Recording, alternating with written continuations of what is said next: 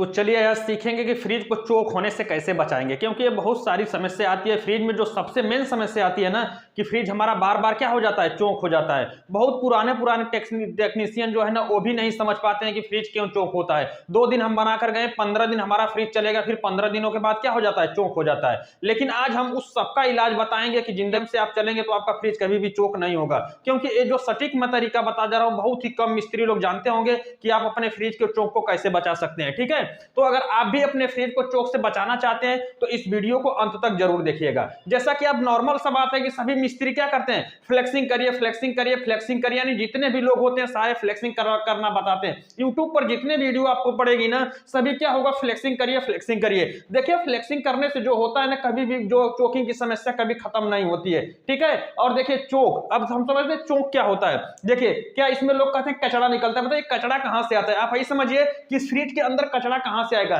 ना तो कहीं से लीकेज होता है तो ना तो कुछ होता है, तो इसके अंदर से कचरा कहां से आएगा। देखिए इसके अंदर जो चोक होता है ना मॉइस्चर से होता है। क्या होता है, मॉइस्चर से होता है, या तो इसके अंदर जो ऑयल होता है ना वो ऑयल अगर बहुत ज्यादा दिन का हो जाए, प्रेशर चलते चलते क्या होता है कि उसके ऑयल क्या हो जाते हैं, मोटे हो जाते हैं। जैसे आपका जो इंजन होता है ना, गाड़ी का 2 व्हीलर का जो इंजन होता है ना, तो उसके अंदर मोबिल पड़ता है ना, तो मोबिल क्या होता है कि जब गाड़ी ज्यादा दिन तक चली जाती है तो मोबिल मोटा हो जाता है, काला हो जाता है। उसी प्रकार से सेम इस कंप्रेसर के अंदर भी होता है। जो ऑयल होता है ना वो ऑयल क्या होता है, चलते चलते वो क्या हो जाता है, काला हो जाता है और मोटा हो जाता है। वही ऑयल जो होते हैं ना जो मोटे हो जाते हैं तो जा करके आप देखते हैं कि यहाँ पर जाली लगी होती है, यानी फिल्टर लगा होता है। जैसा कि आप देखते हैं ना फिल्टर के अंदर तो बहुत ही पतली पतली क्या होती है, जाली होती है। उस जाली में जाकर के इसके वयस्क क्या हो जाते हैं, यानी जो मोटे ऑयल हो जाते हैं जाकर के इसमें चपक जाते हैं। जब ये चपक जाते हैं तो आगे नहीं जा पाते हैं, यानी गैस आगे नहीं जा पाती है, जिसकी वजह से क्या होता है हमारा सिस्टम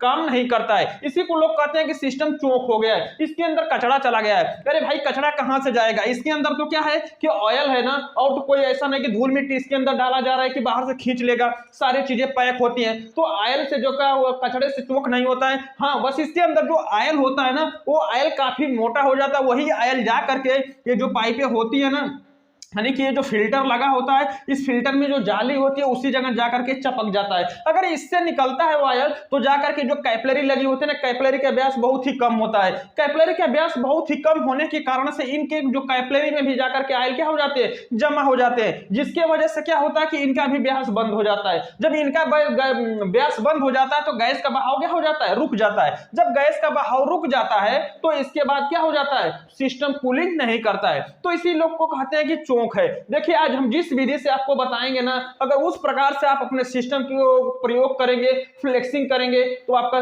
जो सिस्टम होगा कभी भी चोक होने वाला नहीं है, आपका फ्रिज चोक होने वाला नहीं है। देखिए लोग कहते हैं फ्लेक्सिंग करने के लिए, सबसे पहले होती है कि फ्लेक्सिंग करने के लिए लोग कहते हैं यहां से काट करके कंडेंसर की फ्लेक्सिंग कर दीजिए, यहां से काट करके इवापोरेटर की फ्लेक्सिंग कर दीजिए। देखिए यहां से काट करके फ्लेक्सिंग करने से कुछ नहीं होगा, क्योंकि यहां से क्या होता है कि वही जो हम फ्लेक्सिंग करते हैं ना वही मेन समस्या होती है हमारे सिस्टम को चोक होने का। समझ रहे हैं ना, जो हम फ्लेक्सिंग करते हैं वो जो होती है मेन समस्या होती है कि उसी की वजह से हमारा सिस्टम क्या हो जाते हैं, चोक हो जाते हैं। अगर ये आप नहीं करेंगे, अगर देखिए अगर फ्लेक्सिंग करना है ना, अगर सिंपल सा तरीका होता है कि अगर आप फ्लेक्सिंग करना चाहते हैं इन सारे सिस्टमों को तो आप करिए नाइट्रोजन से करिए। इसके अंदर नाइट्रोजन आता है ना, नाइट्रोजन डाल करके इस सारे सिस्टम का फ्लेक्सिंग करिए, देखिए आपका सिस्टम कभी भी चोक नहीं होगा। लेकिन आपके पास नाइट्रोजन नहीं है तो आप इस वाले कंप्रेसर से फ्लेक्सिंग मत करिए। हम तो यही कहेंगे कि जो आपका मेन कंप्रेसर है ना इससे फ्लेक्सिंग कभी मत करिए, क्योंकि जो चोक की जो मेन जड़ होती है वो क्या होता है, कंप्रेसर से फ्लेक्सिंग करना। क्या करना, कंप्रेसर से फ्लेक्सिंग करना। अगर आपको फ्लेक्सिंग करनी है तो सारे सिस्टम को अलग करके दूसरे कंप्रेसर से करिए, तब आपके जाकर के समस्या क्या होगी, सॉल्व हो जाएगी। लेकिन आप इसी कंप्रेसर से, यानी जो लोग होते हैं मेन ही कंप्रेसर से क्या करते हैं, फ्लेक्सिंग करते हैं। तो क्या करता है, नॉर्मल हवाओं को जब खींचता है अंदर के साइड में ना तो कंप्रेसर काफी देर तक फ्लेक्सिंग करने से क्या होते हैं, गर्म होते हैं। जब काफी देर तक फ्लेक्सिंग करने से गर्म होते हैं तो जब इसको ठंडा होता है ना, यानी जब हम इसकी फ्लेक्सिंग करना बंद कर देते हैं तो कंप्रेसर जब ठंडा होता है तो उस पर से भाप निकलती है। जब भाप निकलती है तो वो भाप क्या होती है, पानी बनती है। वो पानी जाकर के फिर से ऑयल में क्या हो जाता है, मिक्स हो जाता है। आप तो कहते हैं हमने कचरा निकाल दिया, बहुत अच्छा काम किया, अब से हमारा सिस्टम चोक नहीं होगा। लेकिन तो क्या होता है कि जब कंप्रेसर ठंडा होता है, प्रेशर देने की वजह से गर्म हो जाता है, और जब हम दोबारा इसको ठंडा करते हैं तो इसके बाद इसमें भाप भरा जाती है। वही भाप फिर से पानी का रूप धारण कर लेती है। जब पानी का रूप धारण कर ले तो फिर से ऑयल के अंदर वहां पर रुक जाती है। जब ऑयल के अंदर रुक जाती है तो हम इसका क्या करते हैं, वैक्यूम करके वैक्यूम करते वक्त भी वो पानी क्या करता है, ऑयल पानी के अंदर मिल जाता है, तो वैक्यूम करते तो निकलता नहीं है। और फिर से जब हम गैस चार्ज करते हैं तो 15 दिन, 2 महीने, 3 महीने में फिर से हमारा सिस्टम क्या हो जाते हैं, चोक हो जाते हैं। लेकिन इन सभी से अगर बचना है आप, तो कभी भी आपका जो मेन कंप्रेसर है उससे फ्लेक्सिंग मत करिए। अगर फ्लेक्सिंग मारना ही आपको सोच रहे हैं कि हमें फ्लेक्सिंग करना ही है, तो अभी यहाँ से इसको पाइप को अलग करिए और यहाँ से पूरे कंडेंसर को अलग करके अलग कंप्रेसर से फ्लेक्सिंग करिए, या तो फिर अपना इवापोरेटर को अलग से क्या करिए, फ्लेक्सिंग करिए। नहीं तो अगर आपके पास नाइट्रोजन है तो नाइट्रोजन से फ्लेक्सिंग कर दीजिए, आपका फ्रिज कभी भी चोक होने वाला नहीं है। ठीक है, अगर नाइट्रोजन से फ्लेक्सिंग करेंगे तो चोक नहीं होगा। अब देखिए इसकी भी फ्लेक्सिंग हम किस प्रकार से करेंगे। अगर फ्लेक्सिंग करना है तो इसमें नाइट्रोजन डाल करके आराम से फ्लेक्सिंग कर लेंगे,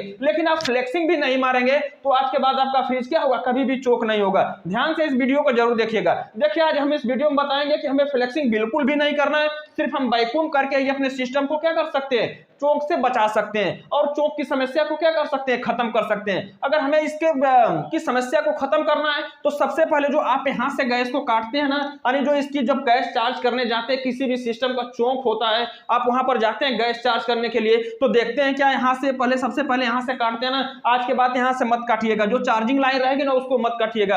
आप सबसे पहले क्या करिएगा, एक कैपिलरी का जो आउटपुट होगा ना, यानी जो फिल्टर जहां पर कैपिलरी जुड़ी होगी, कैपिलरी को काटिए। अगर कैपिलरी को काट रहे हैं, अगर इधर से भी प्रेशर आ रहा है, यानी गैस के इधर से भी गैस आ रही है, कि कैपिलरी के साइड से यहां से काटने के बाद, जैसे हम आपको बता रहे हैं, जैसे यहां से हमने काट दिया ना, अब गैस जो दोनों दिशा में होगी, इधर भी होगी और इधर भी होगी। अगर यहां से भी गैस निकल रही है और इधर से भी गैस निकल रही है, तो इसका मतलब हमारी पाइपें ब्लॉक नहीं है, यानी इसके अंदर कोई कचरा नहीं है। जो ऑयल चले गए हैं उसकी वजह से वो क्या हो चुकी है, जाम हो चुकी है। और वो ऑयल गया होगा तो जो फिल्टर जो जाली लगी है ना, जैसा कि आप देख रहे हैं ना, इस प्रकार से जो जाली लगी है उसी पर जाकर के इसके वयस्क होंगे जो कि मोटे हो गए होंगे, मोटा ऑयल जाकर के इस पे जम गया होगा, जिसकी वजह से तेजी से इनके गैसों का संचार नहीं हो पा रहा है। अगर यहां से काटने के बाद अगर इधर से भी गैस निकल रही है और इधर से भी गैस निकल रही है, इसका मतलब कि वो क्या है, अरे उन्हीं जालियों पर जाकर के ऑयल जमा हो गया, जिसकी वजह से क्या हो रहा है कि हमारा सिस्टम जब प्रेशर से गैस जा रही है तो आगे नहीं जा रहा है। तो सबसे पहले हम यहां से काटेंगे,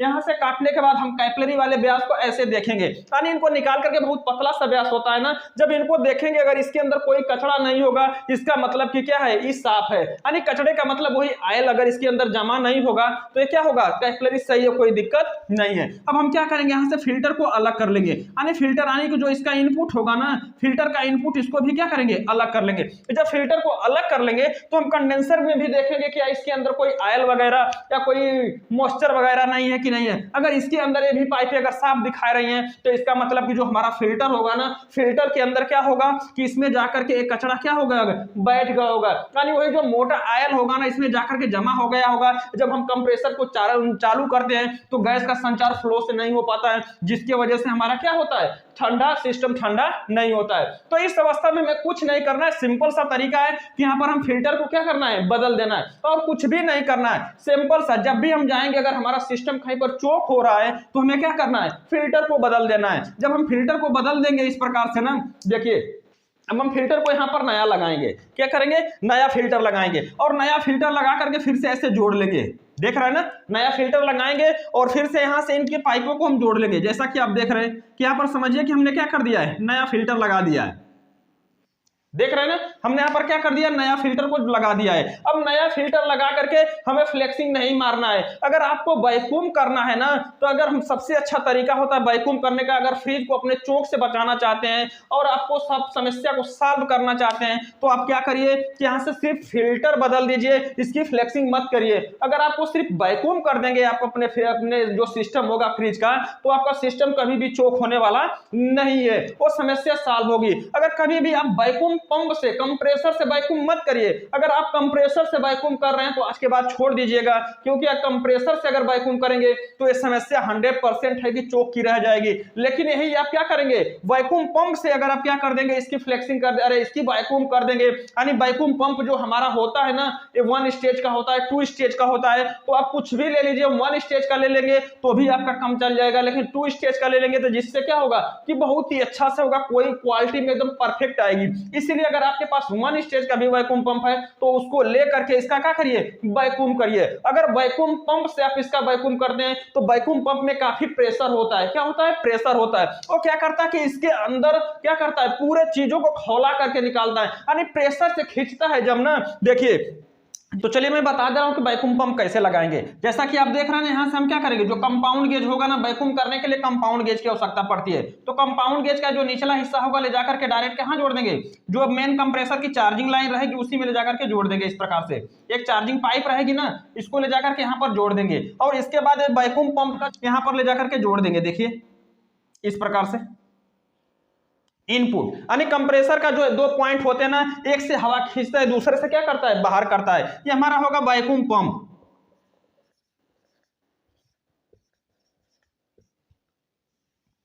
क्या होगा, वैक्यूम पंप होगा।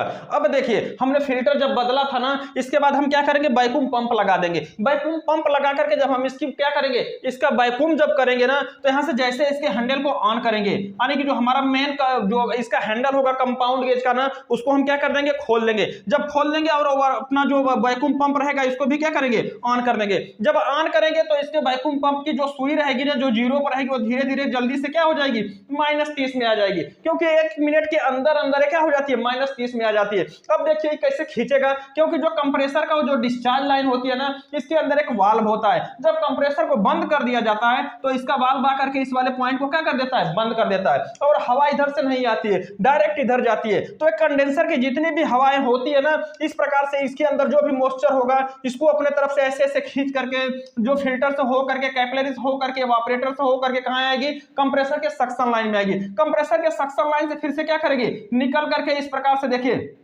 चार्जिंग लाइन से निकल करके इस प्रकार से आएगी। जैसा कि देख रहे हैं ना, कंपाउंड गेज से होते हुए फिर से कहां आएगी, वैक्यूम पंप से होते हुए यहां से क्या हो जाएगा, जो मॉइस्चर होंगे यहां से बाहर की साइड में निकल जाएंगे। यानी इसके अंदर जो भी मॉइस्चर जमे होंगे, जो भी ऑयल जमा होगा, इतना इसके अंदर प्रेशर होता है, इस वैक्यूम पंप के अंदर इतना प्रेशर होता है कि इसके अंदर जो ऑयल जमे होते हैं ना, वो पक्का है कि बाहर की साइड में निकल जाएंगे। कोई भी अगर इसके अंदर मॉइस्चर होगा तो भी क्या हो जाएगा, बाहर की साइड में आ जाएगा। अगर ये -30 में जाती है, इसके बाद अगर आप बढ़िया से फ्रिज को वैक्यूम करना चाहते हैं, चोक होना नहीं देना चाहते हैं, तो कम से कम आप क्या करिए कि 30 मिनट तक, कितना, 30 मिनट 30 मिनट तक क्या करिए, अपने फ्रिज का वैक्यूम करिए। अगर 30 मिनट तक वैक्यूम पंप से आप अपने फ्रिज का वैक्यूम कर देते हैं तो आपका सिस्टम कभी भी चोक होने वाला नहीं है, और ना ही आपको फ्लेक्सिंग मारने की आवश्यकता पड़ेगी। 30 मिनट तक आपने बढ़िया से फ्लेक्सिंग कर दिया तो इसके अंदर का जो भी मॉइस्चर वगैरह होगा ना, उसको क्या कर देगा, बाहर की साइड में खींच लेगा, और आपका सिस्टम क्या हो जाएगा, कभी भी चोक नहीं होगा। क्योंकि अपने फ्लेक्सिंग जब मार करके क्या करेंगे, इसके अंदर ऑयल भर देते हैं ना, इसके अंदर मॉइस्चर खुद ही भर देते हैं, तो आपको क्या करना पड़ेगा, अभी कभी भी फ्लेक्सिंग नहीं करना है। अब जा करके ट्राई करिए, कम से कम आप 10 फ्रिज में ऐसे भरिए और 10 फ्रिज में फ्लेक्सिंग मार के भरिए। इतना गारंटी देते हैं कि जो आप डायरेक्ट वैक्यूम पंप से फ्लेक्सिंग वैक्यूम करके डायरेक्ट इसमें क्या करेंगे, मॉइस्चर को निकाल देंगे और इसके चोक से बचा लेंगे, वो फ्लेक्सिंग मार के कभी भी आप नहीं बचा सकते हैं। अगर आपको फ्लेक्सिंग मारना है तो सिर्फ क्या करिए, नाइट्रोजन गैस डालकर फ्लेक्सिंग मारिए, वरना इस कंप्रेसर से फ्लेक्सिंग कभी भी मत मारिए। अगर इस कंप्रेसर से जहां आपने फ्लेक्सिंग मारा, आपका 100% सिस्टम क्या होगा, चोक होगा, इसमें कोई शक नहीं है। अब जब जैसे ही -30 में चला जाएगा ना, तो सर्वप्रथम हम क्या करेंगे, 30 मिनट के बाद इसके हैंडल को क्या कर देंगे, ऑफ कर देंगे। देखिए इस प्रकार से इसके हैंडल को क्या करेंगे, ऑफ कर देंगे, और ऑफ करके कम से कम 5 मिनट तक क्या करेंगे, वेट करेंगे, 10 मिनट तक इंतजार करेंगे कि क्या जो सुई है -30 में, जो कंपाउंड गेज की सुई है, जो -30 में क्या प्लस की तरफ नहीं जा रही है ना, अगर ये प्लस की तरफ जा रही है तो कहीं ना कहीं हमारे सिस्टम में क्या है, लीकेज है। क्योंकि हमने इन पाइपों को यहां से खोला था ना, यहां से खोला था, यहां से खोला था, यहां से खोला था, यहां से हमने ज्वाइंट किया है, तो हो सकता है ढीली हो या तो अच्छे से ज्वाइंट नहीं हो। तो हमें क्या करना है, अगर -30 में से प्लस में जा रही है सुई, इसका मतलब फिर से हमें उस ज्वाइंट लीकेज को क्या करना है, ढूंढना पड़ेगा, ठीक है ना।